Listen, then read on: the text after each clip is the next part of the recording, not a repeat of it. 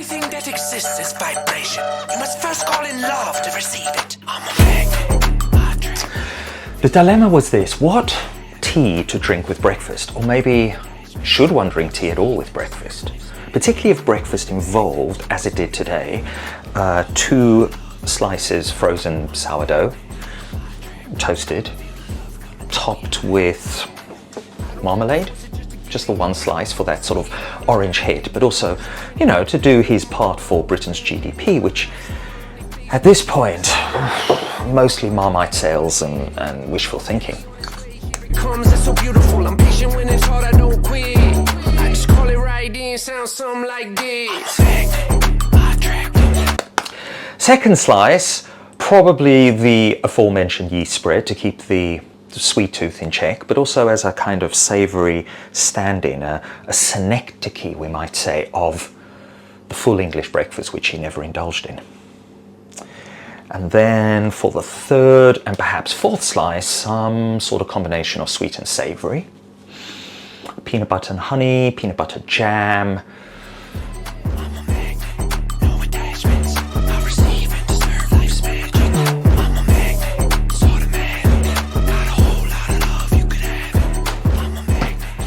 But no, the real dilemma wasn't what tea to drink with breakfast, as he generally knew on waking what he might fancy. This in itself, a little bit peculiar, no? What was it inside of us that knows what kind of tea we might crave or what kind of breakfast we might want? So this morning was either going to be this Fujian black tea, or more precisely, a red tea, as the Chinese called it, Hongcha, or maybe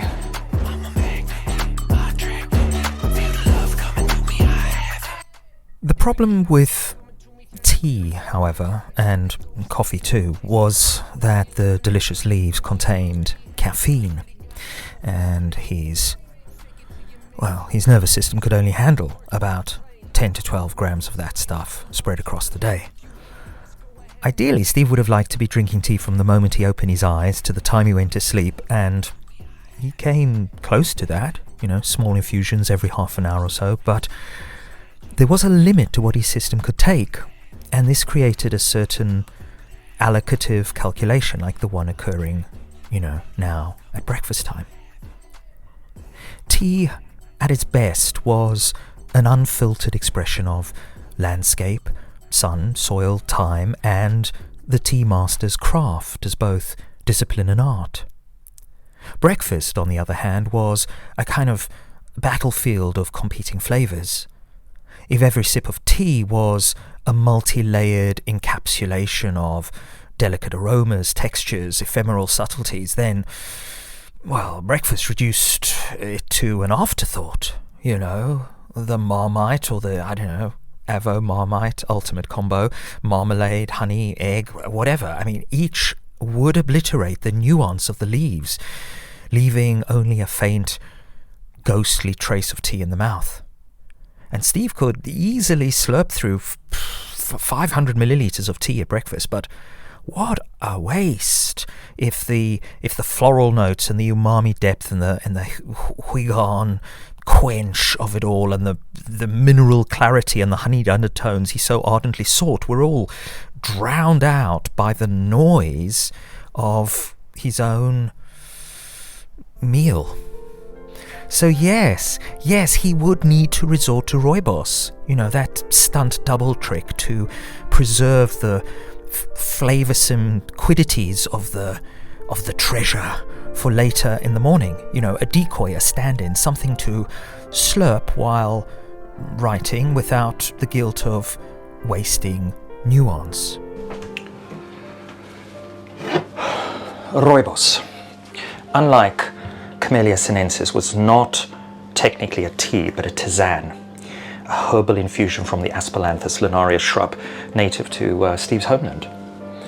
And, this made it a somewhat acceptable stand-in for, these malty, woody, earthy, caramelized notes that would go so well with this food. But no caffeine. So apart from a few sips of the Fujian Black taken while, making breakfast, The more nuanced brew would have to be saved for later. I mean, after all, it's just a temporary indulgence, right? A mechanical necessity to tide him over until the real thing comes along. The rooibos are kind of a stand-in, a sort of a body double performing the rough work of breakfast accompaniment, absorbing all the flavour collisions, so that when the time comes later, the true leaf, the sacred, fully oxidized, meticulously processed Fujian black, could shine unimpeded, unmarred by the crude interference of toast and whatever one's, one covered it with. Anyway, this was not the morning for self-recrimination, he thought, examining the brown paper bag vibe of the packet black pack, on which he'd scrawled some notes, including a song recommendation from his sister as they'd yapped amiably at each other the night before. His sister spent her life, well, a good part of it, wandering around her apartment writing aphoristic missives to herself on a 4x6 notepad in a little stubby pencil. Her content generation reminded him of Nabokov, of course, and his, the index cards, although Sis has yet to write Lolita or Pale Fire, one day, perhaps.